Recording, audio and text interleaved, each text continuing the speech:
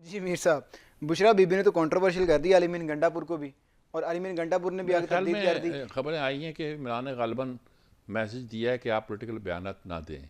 ठीक है, पहले भी कुछ बयानात कुछ पहले भी आए हैं। कहा गया था कि ना पॉलिटिकल मामलात में हाँ, आए, कुछ उसके बाद ये सारा मार्च वाला सारा सीन अब चला। इतना बड़ा सऊदी अरब के बारे में बयान दे दिया, उसके बाद तो ज़बानें ही बंद हो गई थी। इमरान भी नहीं बोले, कोई और भी नहीं बोला, यानी कि वो तो एक ऐसी बात थी कि अजीबो गरीब बात थी। पाकिस्तान का फॉरेन डिफेंड करना मुश्किल हो गया। सन्नाटे में आ गया था। तो अब भी वो ये बयान देना कि मैंने कहा था कुछ छोड़ के नहीं जाना, ये कहने की ज़रूरत क्या थी? और ये मुझे छोड़ के चले गए। साथ ये भी कहना छोड़ के चले गए, कैसी कायदे हैं आप कि आपको छोड़ के चले गए आपके वर्कर, और वहाँ कोई नहीं था।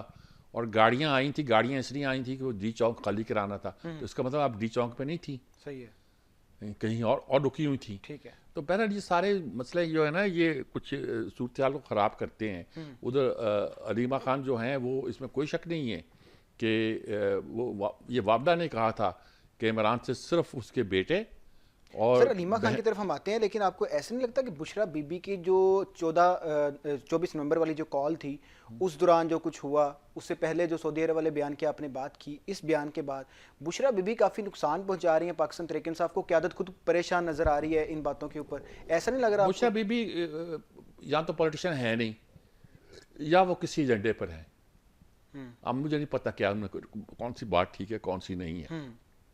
ये कहते हुए भी झिझक महसूस होती है कि हम कहें कि वो एजेंडे पर हैं, और लेकिन ये कहते हुए भी कोई ज़्यादा खुशी नहीं होती कि हम कहें कि वो सियासत बिल्कुल जानती नहीं, अलबे नहीं जानती। ये कहना कि मुझे छोड़ के चले गए, या उनका ये कहना कि सऊदी अरब वाला बयान देना कि नंगे पाँव, ये कोई सियासतदान इस तरह के बयान दिया नहीं करता। तो पता नहीं वो इसके बाद क्या सूरत हाल इख्तियार करती हैं। सही है, सही है। हालात। अच्छा, अलीमा खान के बारे में काफ़ी पॉजिटिव चीज़ें थी कि अलीमा खान अपने भाई के साथ सिंसियर हैं और पार्टी के साथ भी सिंसियर हैं और बड़े मामला बेहतर तरीके से चल रहे थे। लेकिन अभी जो अलीमा खान का एक बयान आया था संजानी वाला, जिसका जिक्र हमने पहले भी किया, ब्रिस्टर गौर की तरदीद आ गई है, क्या कहते हैं अलीमा खान, वो सुनते हैं, उसके बाद फिर बात करते हैं। जी जी मीर साहब, जो बातें बुशरा बीबी कर रही हैं, तकरीबन उसी लाइन में अलीमा खान भी अब आ गई हैं। इसके बारे में आप क्या कहेंगे? क्या ये जज्बाती बयान है, सियासत से कोई ताल्लुक नहीं है, इस वजह से ऐसे बयान दिए जा रहे हैं? बहन की मोहब्बत है अपने भाई के साथ, सही है, बल्कि इकलौते भाई के साथ। ठीक है, अलीमा खान कई मामलों में उनके खासे करीब रही है, ठीक है, बाहर उनके कुछ मामला पर तय भी करती रही। हालांकि उनकी जो बड़ी बहन है यूएनओ में जो है, वो तो इमरान की बहुत की बातों के खिलाफ ही होती हैं। सही है, ये अलीमा खान पे इल्ज़ाम भी लगा कि सिलाई मशीनों से पैसे कमा के इमरान के नाम पे बाहर लूट मार मचाई हुई है। लेकिन ये जो सारी बात करी, इसको मैं ज़्यादा यही कह सकता हूँ कि भाई की मोहब्बत में कह रही हैं, भाई की मोहब्बत कि वो हुकूमत में देखा लोग इकट्ठे हो रहे हैं, उन्होंने कहा अरे इमरान को छोड़ दो, छोड़ दो, छोड़ दो, 20 दिन के अंदर छोड़ देंगे। ये कैसे पता चल गया आपको? उनका पैगाम भेजा था जेल में, पता करो कहाँ भेजा था यार। अगर भेजा था तो बेवकूफ़ बनाया गया था।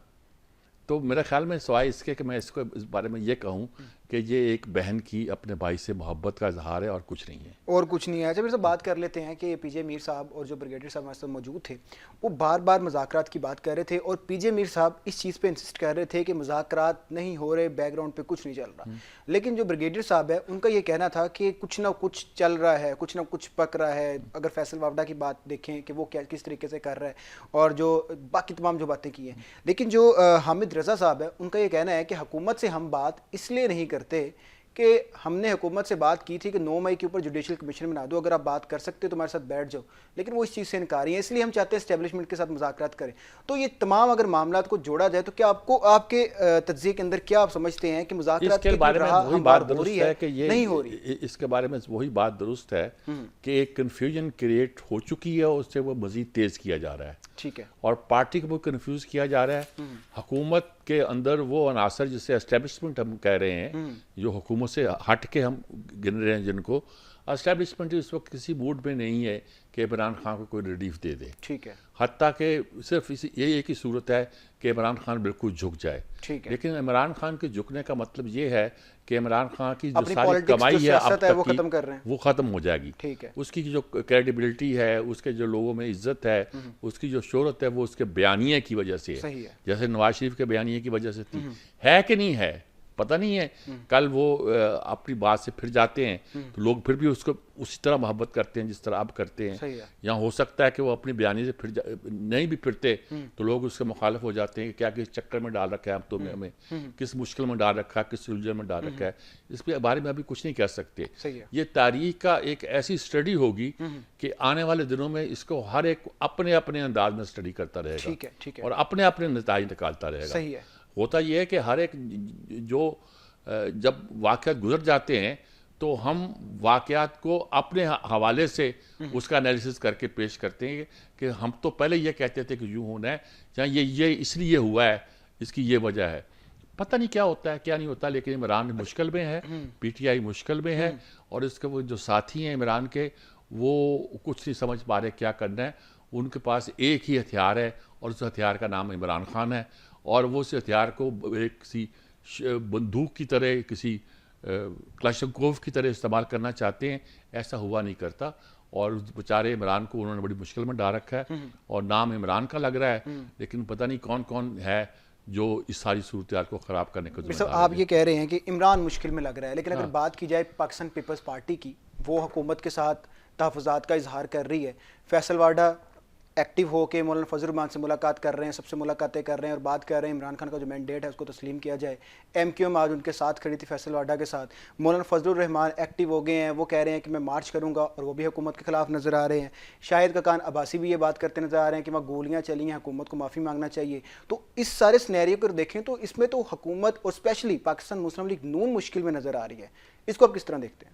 देखिए मुस्लिम लीग नून जो है ना वो मुश्किल में नज़र आएगी तो वो जाते जाते जो है ना एस्टेब्लिशमेंट को और ज़्यादा मुश्किल में डाल देगी। ठीक है। और एस्टेब्लिशमेंट इस मुश्किल में आने के लिए तैयार नहीं है। सही है। डाल देगी इस बड़ा ये नहीं है कि वो कुछ ऐसा काम करेगी जिससे वो मुश्किल में पड़ जाएंगे, बल्कि ये है कि जब आप नून को अपने हाथ से हटाते हो तो एक नई क्राइसिस, एक नई सिचुएशन क्रिएट होती है जिसको फेस करने के लिए एस्टेब्लिशमेंट के लिए कोई चार्म नहीं है। सही है। क्यों करे वो अच्छा भला मामला चल रहा है, अच्छी भली हुकूमत चल रही है, अच्छी भली उनकी बातें मानी जा रही हैं, उनके अकॉर्डिंग टू उनकी विशेस मामला चल रहे हैं और अच्छी भली हो सकता है नून लीग की बात मानी जा रही हो, पीपल्स पार्टी की बात ना मानी जा रही हो, तो हुकूमत जब इत्तेहाद के साथ चलेगी नहीं तो मुश्किलात तो क्रिएट होंगी। दूसरी बात यह है कि पीपल्स पार्टी वही करेगी जो उन्हें एस्टेब्लिशमेंट कहेगी। अच्छा। और उसके बदले में उनको जो चाहिए होता है एस्टेब्लिशमेंट वो दे देती है। ये मामूली बात नहीं, छोटी बात नहीं होती कि उन्हें 2 सूबों में गवर्नरी दे दी गई है, तीसरे सूबे की खाम की हुकूमत दे दी गई है, या ये कि बहुत सी चीज़ों में बहुत सी पोस्टें, बहुत से अहम ओहदों की पोस्टें जो हैं वो उनको सौंप दी गई हैं। ये छोटी बात नहीं होती। पीपल्स पार्टी इतना कुछ मांगती है, ओहदे सौंप दिए किए, तमाम चीज़ें सौंप दी गई। अब कह रहे हैं कि जो उनको कहा जाएगा वही करेंगे, लेकिन जो जरदारी साहब की ख्वाहिश है बिलावल भुट्टो को वज़ीर आज़म बनाने की, वो चीज़ तो फिर सामने नहीं। हज़ारों ख्वाहिशें ऐसी कि हर ख्वाहिश पे दम निकले वो छोड़ दें। वो तो उन्होंने पहले भी कहा था कि मेरा एक ही बेटा है, मैं एस्टेब्लिशमेंट से लड़ाई नहीं ले सकता। अच्छा। ये भी उन्हीं ने कहा था। PDM में फ़ोन पर गुफ्तगू कॉल करते हुए उन्होंने PDM के लोगों से कहा था। अब अगर कहते हैं कि मेरी ज़िंदगी में मेरी ख्वाहिश है कि मेरा बेटा वज़ीर आज़म बन जाए, तो ये कोई ऐसी ख्वाहिश नहीं है कि जिसे अनहोनी कहा जाए। ठीक है। महमद साहब ने कल कहा था कि ये तो हर जालिया की ख्वाहिश है, लेकिन उसके लिए उनका लीडर, उनका चेयरमैन जो है जल्दी वज़ीर आज़म बन जाए। ख्वाहिश तो सबकी है। अफवाहें तो ये उठ रही है कि माहौल बनाया जा रहा है वज़ीर आज़म के लिए, बिलावल भुट्टो के लिए। माहौल बनाया जाने का मतलब थोड़ा कि वो बन गया है। वो कई बार बिलावल इस तरह चलते फिरते दिखाई देते हैं जैसे कि वज़ीर आज़म वो हो गए या होने वाले हैं, तो उनकी ख्वाहिश है, उनकी कोशिश है, ये कर रहे हैं, लेकिन मुझे फौरी तौर पर बिलावल वज़ीर आज़म बनते नज़र नहीं आते। फौरी तौर पर बिलावल वज़ीर आज़म बनते नज़र नहीं आ रहा। ठीक है जी, मीर साहब का ये वर्डिक है कि फौरी तौर पर जो बिलावल है, वर्डिक नहीं है मेरी, ऐसे ये आपकी राय भी नहीं मैं कह सकता। अच्छा। ऐसे मेरी यानी कि एक फीलिंग है, एक फीलिंग है। ठीक है जी, वज़ीर आज़म बनता नज़र नहीं आ रहा, लेकिन देखने वाली बात ये भी है कि इस वक्त तमाम जो सिनेरियो देखें तो हुकूमत पाकिस्तान मुस्लिम लीग जो नून है वो भी खसूसी तौर पर मुश्किल में नज़र आ रही है।